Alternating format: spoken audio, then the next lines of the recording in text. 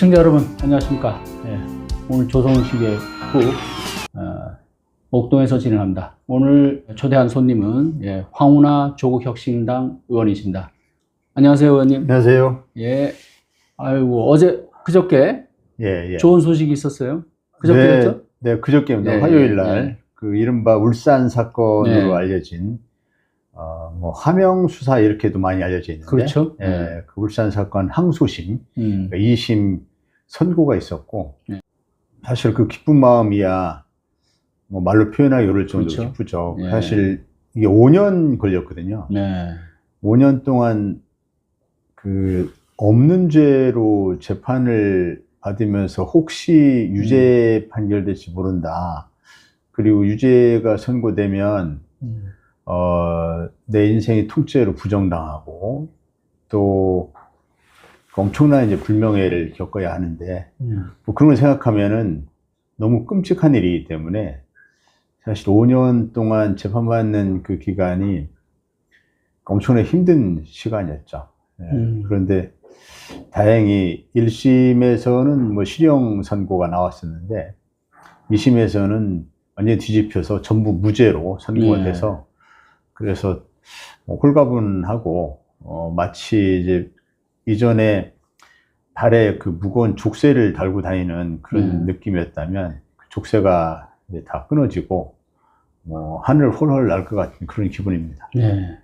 최근에 그 조국 대표 면회를 갔다 오셨다고요? 예. 조국 대표께서 그 처음에 서울구치소에 가셨다가 그게 이제 분류 작업을 거쳐서 교도소로 이게 이감이 돼야 하거든요. 그래서 보통 주거지에서 가까운 교도소로 이감이 되는 게 원칙이어서 조국 대표 주거지에서 가까운 남부교도소로 이감이 됐습니다. 그래서 남부 그 시설 좋은데. 예, 지은 지 얼마 안 돼서 그 후에도 물론 동부교도소도 있지만 남부교도소도 시설이 좀 좋은 편에 속한다 하더라고요. 근데 이전에 서울구치소 때보다 그 좀 좁고 방은 좁아졌어요? 많이 좁아져서 운동하기엔 운동하기 좀 불편하다고. 근데 밖에서 운동하는 시간이 있대요. 네, 있죠. 밖에서 운동하는 시간은 그 운동장이 굉장히 넓어서 그거는 굉장히 좋아졌다.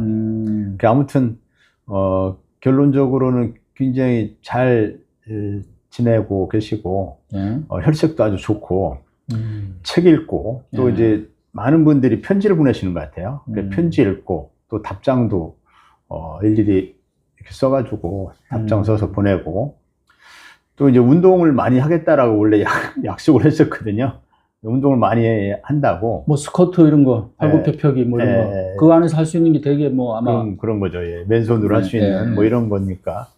그래서 그런 운동을 좀 많이 해서 그 더 튼튼해진 뭐 그전에도 건강한 그런 체질이었는데 더 튼튼해진 몸으로 다시 만나겠다 이렇게 하고 이제 수감 전에 그런 약속을 하고 이제 수감됐었는데 운동 열심히 하고 잘 지내고 있습니다.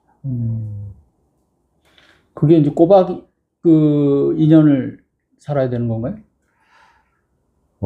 만기 출소를 한다면 내년 12월 14일입니다. 그런데 14일쯤 되겠네요. 그런데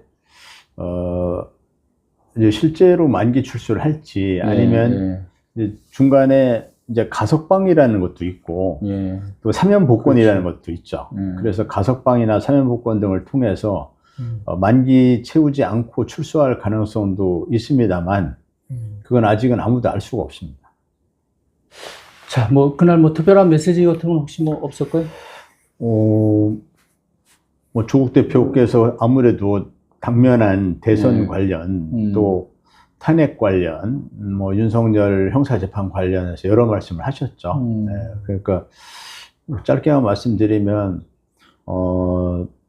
이제 탄핵이 인용될 가능성은 뭐 확실하다고 본다. 탄핵에서 이제 탄핵 재판에서 파면될 것은 확실해 보이고 그래서 상수로 놓고 조기 대선이 있다라는 것을 전제로 조국혁신당이 어떤 역할을 해야 될지 이 부분에 대해서 말씀을 좀 의견을 말씀하셨는데 뭐 누구나 다 예측할 수 있는 범위 내의 말씀이긴 한데 가장 중요한 것은 확실한 정권 교체. 그것도 좀 그 표 차이가 크게 나는 그런 압도적인 표차로 승리를 하는 그런 정권 교체가 돼야 한다. 그래야 비로소 이제 다음 정권이 이제 좀 국정 운영하는데 동력을 받을 수 있다. 뭐 이런 말씀하시면서 그러기 위해서는 민주 진보 세력 전체 또는 현재는 내란 세력들이 지금 내란 이후에 이런 상황이 전개되어 있는 건데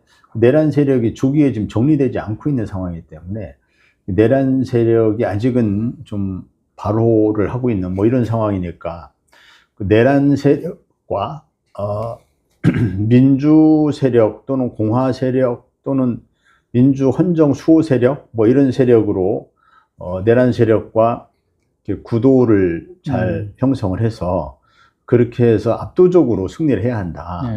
그렇게 해야 그 확실한 정권 교체죠. 그랬을 때 다음 정부가 그 이제 힘을 받아가지고 여러 가지 사회 개혁 과제들을 이뤄낼 수 있을 것이다.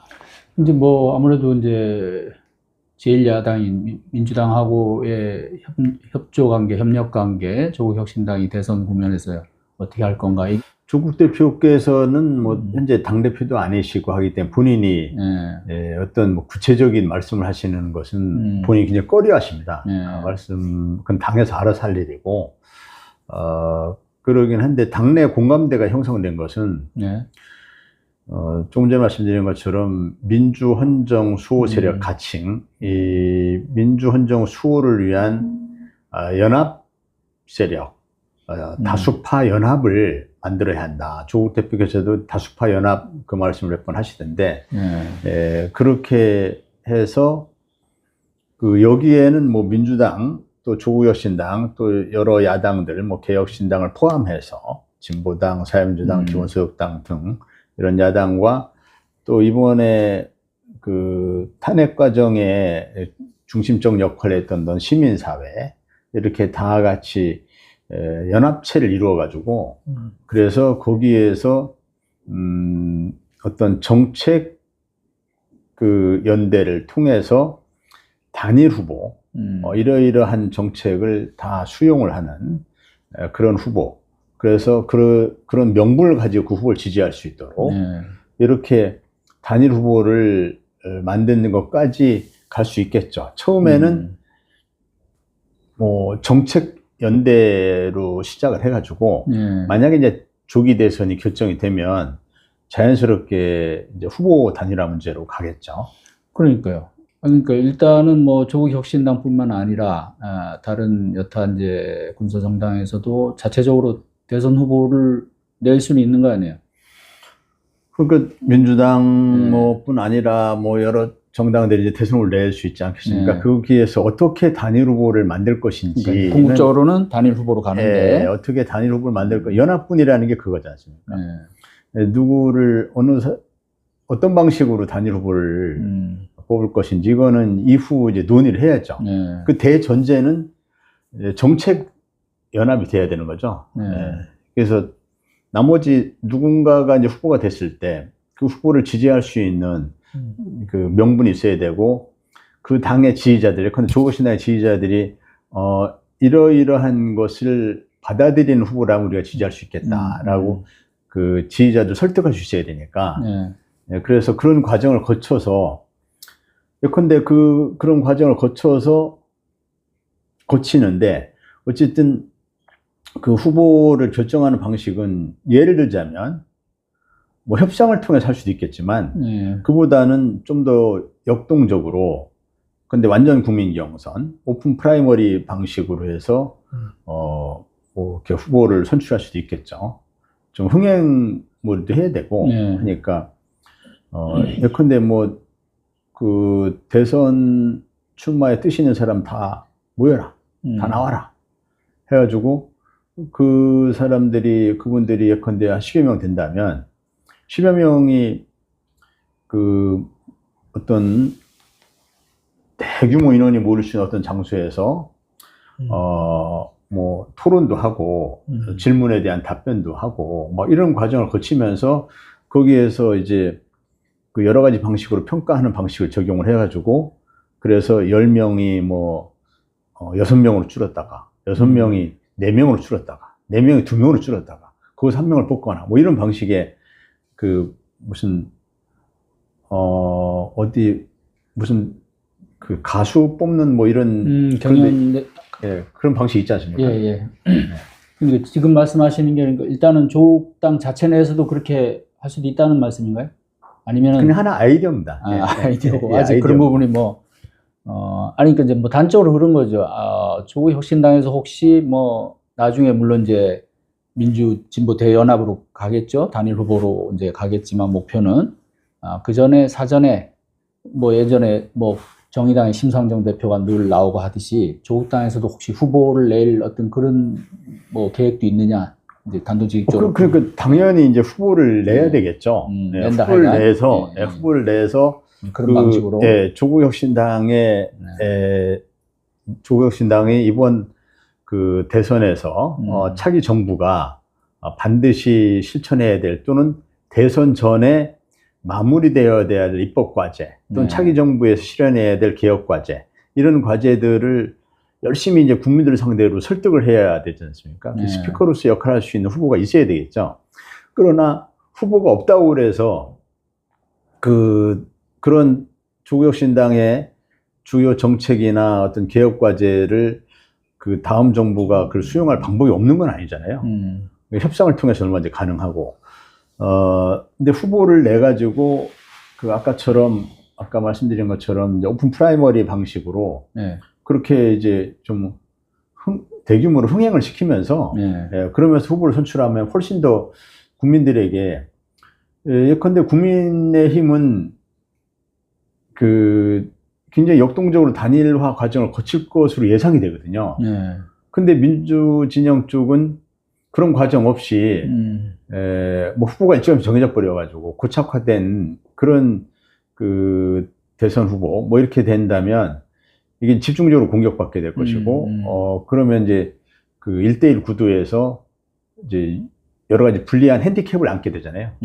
그래서 민주진영 쪽의 승리를 위해서는 여러 후보들이 많이 나와서 경선도 필요하고 그렇죠. 흥행도 필요하고 어떤 경선 방식이냐 그러니까 민주당내 경선을 한다면 그 참여를 안 하지 않겠습니까? 후보들께서 당내 경선을 한다면 민주당 밖에서 해야 되겠죠. 민주당 밖에서 국민 경선 방식 그렇게 민주당 밖에서 해야 그래야 그 여러 사람들이 참여하지 않겠습니까? 또 훨씬 더 이제 관심도 불러 모을 수 있을 것이고. 아예 그러니까 경선의 그 틀 자체를 민주당에 국한하는 게 이제 연합을 해서 그 틀 안에서 다 같이 그렇죠. 그 방식을 생각하시는 그렇죠. 거죠. 그런 방식이 가장 어쨌든 뭐 민주당이 이제 거기에 적극적으로 좀 뭐 연대를 한다거나 호응이 좀 있어야겠네요, 그죠? 민주당이야 적극 환영을 하겠죠. 뭐 그러겠죠. 민주당, 반대할 이유는 또 없겠네요. 민주당은 거기에서 민주당 물론 그 오픈 프라이머리 방식으로 이렇게 국민 경선을 한다고 했을 때 민주당에서도 이재명 현재 대표 이외에 이른바 비명계로 분류되는 거기도 뭐 또 나오겠죠. 여러 후보들이 나오지 않겠습니까? 근데 이 여러 후보들이 민주당 내 경선을 한다면 참여 잘 안 하려고 하겠죠. 거기에서는 자신들이 이제 불리하다고 생각하고 그러나 당 밖에서 완전 국민 경선 방식으로 한다면 이제 참여를 거부할 뭐 명분도 없고 또 참여하려는 의욕이 생길 겁니다.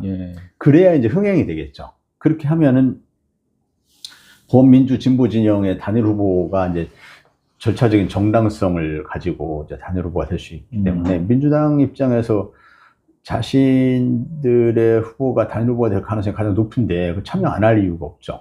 그 단일 후보로 정당성을 얻어가는 과정이라면 민주당에서는 적극 환영할 일이잖아요.